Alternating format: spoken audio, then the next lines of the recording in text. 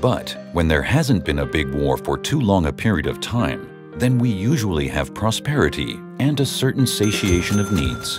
Rates of return for material investments fall.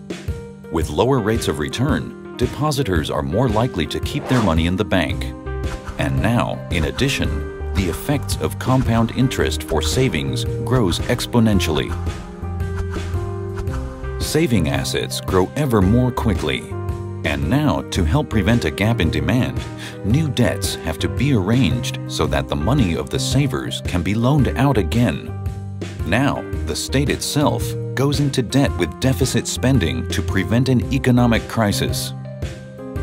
This debt is renamed with lovely terms like promotion of trade and industry, investment incentives, housing assistance, and/or economic stimulus packages. The growth of savings assets cannot be stopped. But globalization, eastward expansion, and the war on terror create new reasons for deficit spending. At some point, even this can no longer help restore economic equilibrium. Thus, monies are given to debtors with bad creditworthiness, debtors without sufficient securities and equity. Examples of this include bad loans in the USA and Eastern Europe, as well as in many other countries.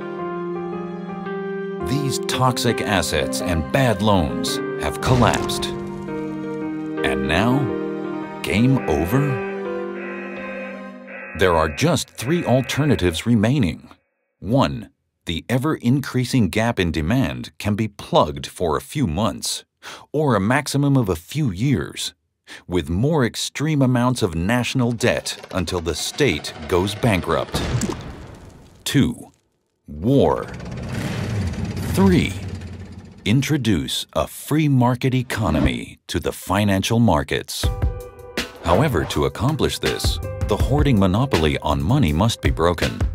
This opens the way for a spontaneous recovery of our economic and financial systems. Only hard cash can be hoarded, so it's best to just get rid of it entirely. Alternatively, money can be provided with an expiration date and a conversion fee. The abolition of hard cash will eventually happen all by itself anyhow. Why? If further bad news and waves of bankruptcies lead to a run on the banks, there won't be enough hard cash to cover it. Each and every single physical bill is promised by the banks to about 10 people simultaneously. Thus, there is no way to get around the abolition of hoardable hard cash. Starting at the end of the month, money in bank accounts is the only legal tender. Anonymous payments can continue to be made with electronic money cards. These exist already. You can simply load them up and, as usual, pay with them. A free market economy will bring the people more peace, freedom, and prosperity. As soon as they notice this, no one will mourn the dark ages of money hoarding. Our main problem at the moment, as already mentioned, is that too much money is being saved in banks, where it increases exponentially due to compound interest, instead of flowing into the real economy. That's why the banks are swollen large and our real economies are shrinkingly small. In the past, this would have led to a war in order to raise yields on material investments again, and thus direct money into the real economy. In this case, especially into armaments and reconstruction. As an alternative to war, we simply have to break the monopoly of money hoarding. Our solution would be to get all of the hoarded money back into the real economy by simply lowering bank interest rates. As soon as it is no longer profitable to keep money in a bank, most everyone will stop doing it. This will transform the reign of money into money that serves a purpose. Interest rates on savings balances must be lowered to such an extent, if necessary, even into the negative range, until the money inflow and outflow reaches an equilibrium. At that point, enough savers will take their money from the bank and again invest it in peaceful value-added material assets. It matters little how small the yields on these material assets are. As long as yields in the banks are even smaller, no one will hoard their money there. Hoarding takes place when savings balances cannot be loaned out to good debtors. In this scenario, the banks would contract and our economies would expand. This leads to a constant crisis-free economic cycle. With downward flexible interest rates, the free market economy regulates monetary saving deposits by matching them to the credit needs of solvent debtors. The remaining wealth flows directly as investments into the real economies without debtors, making for a steady, stable system. In contrast, the capitalistic socialism that we currently have tries to match debts with savings, making it an insane financial system that after decades inevitably leads to bankruptcies and conflicts. We have naturally taken liberties in simplifying this to make it more understandable. In reality, the maintenance of inflation requires even greater amounts of debt growth. Our modern-day financial system is much like a ticking time bomb, waiting to explode.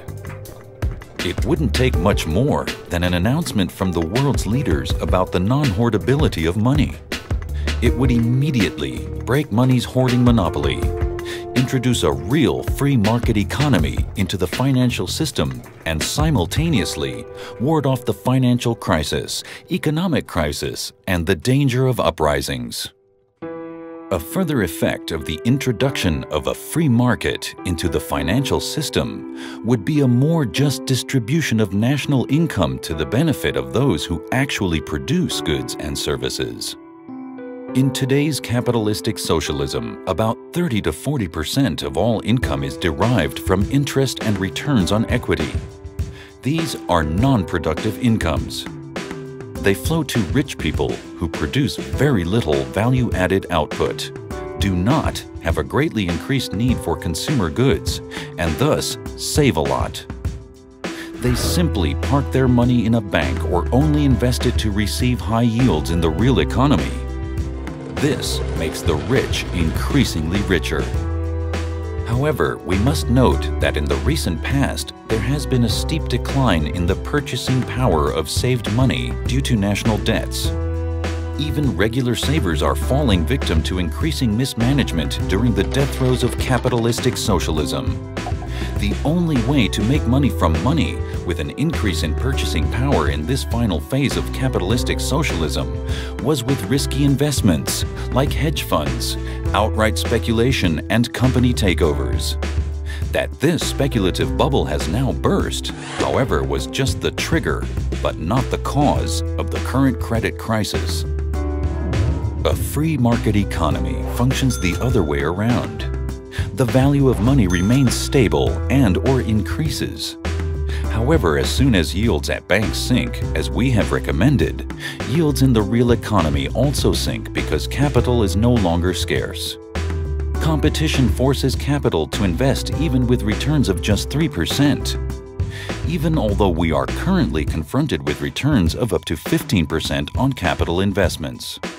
This in turn would mean that only 5 to 10% of earnings would be possible from non-productive investments. 90 to 95% of the returns instead go directly to the workers, employees, and freelancers who actually do the productive work.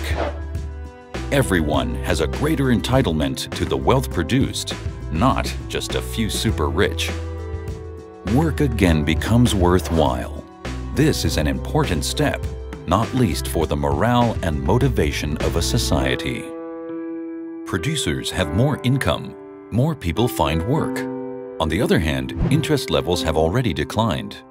This also means that loans and credit can be provided at lower interest rates. At the same time, the actual producers earn more. Revenues increase and monthly payments fall. Insolvency due to an inability to pay will end for many debtors.